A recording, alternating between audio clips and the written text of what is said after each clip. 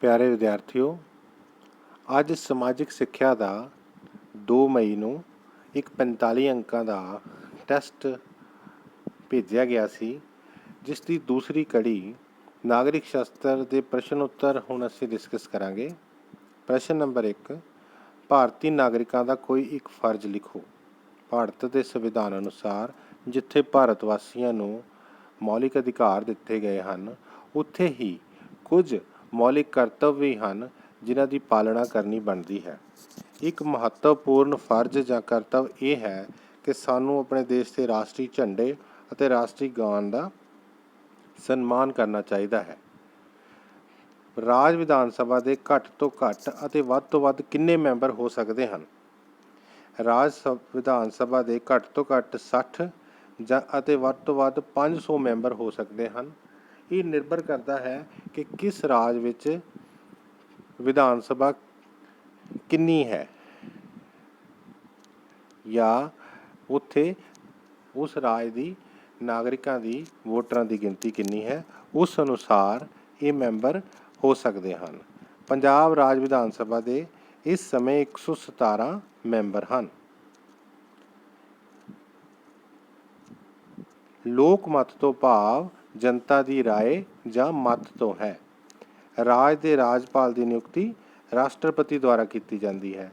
ਭਾਰਤੀ ਰਾਸ਼ਟਰੀ ਕਾਂਗਰਸ ਦਾ ਜਨਮ 1885 ਵਿੱਚ ਹੋਇਆ ਸੀ, ਜਿਸ ਨੂੰ ਕਿ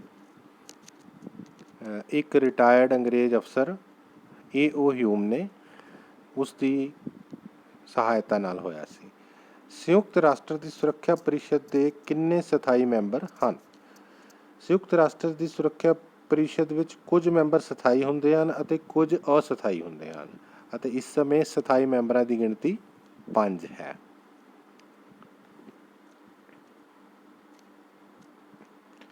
ਭਾਰਤੀ ਸੰਵਿਧਾਨ ਦੀ ਵਿਸ਼ਾਲਤਾ ਦੀ ਕੋਈ 2 ਕਾਰਨਾਂ ਦੀ ਸੰਖੇਪ ਵਰਣਨ ਕਰੋ। ਤੋਂ ਭਾਰਤ ਦਾ ਸੰਵਿਧਾਨ ਸੰਸਾਰ ਦਾ ਸਭ ਤੋਂ ਵੱਡਾ ਸੰਵਿਧਾਨ ਹੈ ਅਤੇ ਇਸ ਦੀ ਵਿਸ਼ਾਲਤਾ ਦਾ ਮੁੱਖ ਕਾਰਨ ਇਹ ਹੈ ਕਿ ਭਾਰਤ ਇੱਕ ਵਿਸ਼ਾਲ ਦੇਸ਼ ਹੈ। ਇੱਥੇ ਵੱਖ-ਵੱਖ ਧਰਮਾਂ, ਜਾਤਾਂ, ਸੱਭਿਆਚਾਰਾਂ, ਭਾਸ਼ਾਵਾਂ ਬੋਲਣ ਵਾਲੇ ਲੋਕ ਰਹਿੰਦੇ ਹਨ ਅਤੇ ਇਹਨਾਂ ਸਾਰਿਆਂ ਲੋਕਾਂ ਦੀਆਂ ਜ਼ਰੂਰਤਾਂ ਨੂੰ ਪੂਰਾ ਕਰਨ ਲਈ ਇੱਕ ਵਿਸਤ੍ਰਿਤ ਅਤੇ ਵਿਸ਼ਾਲ ਸੰਵਿਧਾਨ ਦੀ ਲੋੜ ਸੀ। ਪ੍ਰਸ਼ਨ ਨੰਬਰ 2, ਰਾਸ਼ਟਰਪਤੀ ਦੀਆਂ ਸੰਕਟਕਾਲੀਨ ਸ਼ਕਤੀਆਂ ਦਾ ਸੰਖੇਪ ਵਰਣਨ ਕਰੋ। ਤੋ ਰਾਸ਼ਟਰਪਤੀ ਕੁਝ ਹਾਲਾਤ ਇਸ ਤਰ੍ਹਾਂ ਦੇ ਹੁੰਦੇ ਹਨ ਕਿ ਆਪਣੀਆਂ ਸੰਕਟਕਾਲੀਨ ਸ਼ਕਤੀਆਂ ਦੀ ਵਰਤੋਂ ਕਰਕੇ ਰਾਸ਼ਟਰਪਤੀ ਸ਼ਾਸਨ ਲਾਗੂ ਕਰ ਸਕਦਾ ਹੈ। ਜਦੋਂ ਕਿਸੇ ਹੋਰ ਦੇਸ਼ ਨਾਲ ਯੁੱਧ ਛਿੜ ਜਾਵੇ ਜਾਂ ਰਾਜ ਦੇ ਅੰਦਰ ਜਾਂ ਦੇਸ਼ ਦੇ ਅੰਦਰ ਕੋਈ ਅੰਦਰੂਨੀ ਸ਼ਸਤਰਬੰਦ ਬਗਾਵਤ ਛਿੜ ਜਾਵੇ, ਅਤੇ ਤੀਸਰੀ ਹਾਲਤ ਜਦੋਂ ਕੋਈ ਆਰਥਿਕ ਸੰਕਟ ਹੋਵੇ, ਤਾਂ ਇਹਨਾਂ ਹਾਲਤਾਂ ਵਿੱਚ ਰਾਸ਼ਟਰਪਤੀ ਸੰਕਟਕਾਲੀਨ ਸ਼ਕਤੀਆਂ ਦੀ ਵਰਤੋਂ ਕਰ ਸਕਦਾ ਹੈ ਅਤੇ ਰਾਜ ਵਿੱਚ ਇੱਕ ਰਾਜ ਜਾਂ ਇਸ ਤੋਂ ਵੱਧ ਰਾਜਾਂ ਵਿੱਚ ਜਿੱਥੇ ਜ਼ਰੂਰਤ ਪਵੇ ਰਾਸ਼ਟਰਪਤੀ ਸ਼ਾਸਨ ਲਾਗੂ ਕੀਤਾ ਜਾ ਸਕਦਾ ਹੈ। ਇਸ ਸਮੇਂ ਦੌਰਾਨ ਲੋਕਾਂ ਦੇ ਮੌਲਿਕ ਅਧਿਕਾਰ ਉਹਨਾਂ ਕੋਲੋਂ ਖੋਏ ਜਾ ਸਕਦੇ ਹਨ, ਜਦੋਂ ਤੱਕ ਇਹ ਸਥਿਤੀ ਬਰਾਬਰ ਜਾਂ ਸਮਾਨਿਆ ਨਹੀਂ ਹੋ ਜਾਂਦੀ। ਪ੍ਰਧਾਨ ਮੰਤਰੀ ਦੇ ਕੋਈ 4 ਮਹੱਤਵਪੂਰਨ ਕੰਮਾਂ ਦਾ ਵੇਰਵਾ ਦਿਓ। ਜਿਵੇਂ ਕਿ ਤੁਹਾਨੂੰ ਪਤਾ ਹੀ ਹੈ ਵਿਦਿਆਰਥੀਓ ਕਿ ਭਾਰਤ ਵਿੱਚ ਪ੍ਰਧਾਨ ਮੰਤਰੀ ਦੀ ਸਥਿਤੀ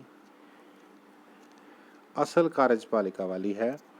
ਉਹ ਮੰਤਰੀ ਪਰਿਸ਼ਦ ਅਤੇ ਕੈਬਨਿਟ ਦੋਨਾਂ ਦਾ ਮੁਖੀ ਹੁੰਦਾ ਹੈ। ਉਹ ਮੰਤਰੀਆਂ ਦੀ ਚੋਣ ਕਰਦਾ ਹੈ ਅਤੇ ਉਹਨਾਂ ਵਿੱਚ ਵਿਭਾਗਾਂ ਦੀ ਵੰਡ ਕਰਦਾ ਹੈ। ਜਦੋਂ ਵੀ ਉਸ ਨੂੰ ਲੱਗਦਾ ਹੈ ਕਿ ਕਿਸੇ ਮੰਤਰੀ ਜਾਂ ਕਿਸੇ ਵਿਭਾਗ ਦੇ ਬਦਲਣ ਦੀ ਲੋੜ ਹੈ, ਤਾਂ ਉਹ ਵੀ ਅਜਿਹਾ ਕਰ ਸਕਦਾ ਹੈ।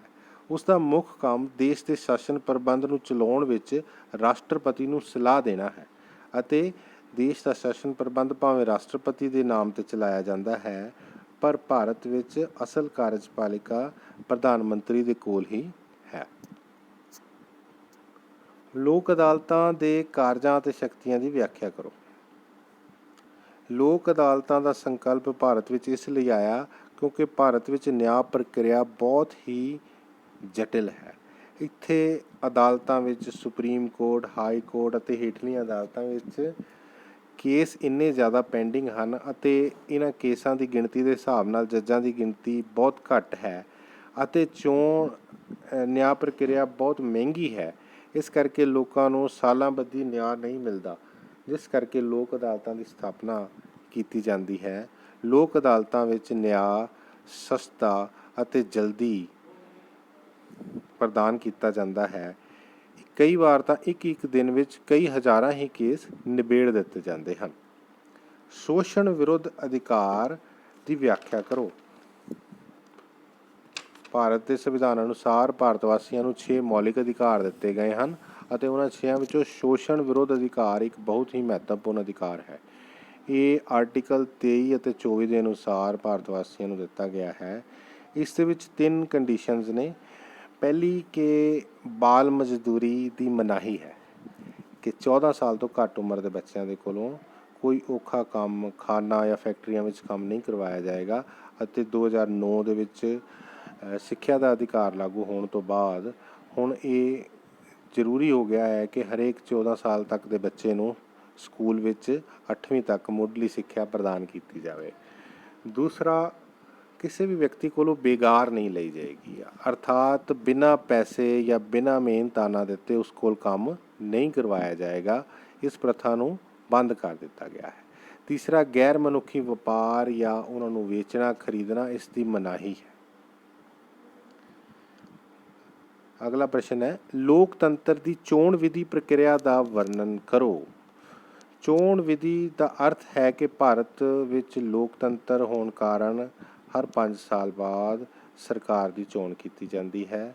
ਪੰਚਾਇਤਾਂ ਤੋਂ ਲੈ ਕੇ ਰਾਸ਼ਟਰਪਤੀ ਤੱਕ ਸਾਰੀਆਂ ਚੋਣਾਂ ਕਰਵਾਉਣ ਦਾ ਪ੍ਰਬੰਧ ਚੋਣ ਕਮਿਸ਼ਨ ਕਰਦਾ ਹੈ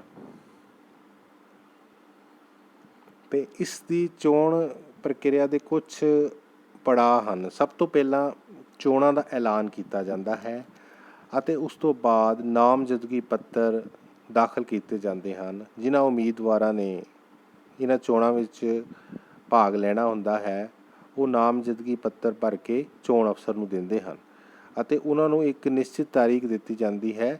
ਜਿਹੜੇ ਉਮੀਦਵਾਰ ਆਪਣਾ ਨਾਮ ਵਾਪਸ ਲੈਣਾ ਚਾਹੁੰਦੇ ਹਨ ਤਾਂ ਉਹ ਵਾਪਸ ਲੈ ਸਕਦੇ ਹਨ, ਅਤੇ ਜਿਨ੍ਹਾਂ ਦੇ ਚੋਣ ਪੱਤਰ ਮਨਜ਼ੂਰ ਹੋ ਜਾਂਦੇ ਹਨ ਉਹਨਾਂ ਨੂੰ ਚੋਣ ਨਿਸ਼ਾਨ ਅਲਾਟ ਕਰ ਦਿੱਤਾ ਜਾਂਦਾ ਹੈ ਅਤੇ ਫਿਰ ਚੋਣ ਪ੍ਰਚਾਰ ਸ਼ੁਰੂ ਹੋ ਜਾਂਦਾ ਹੈ।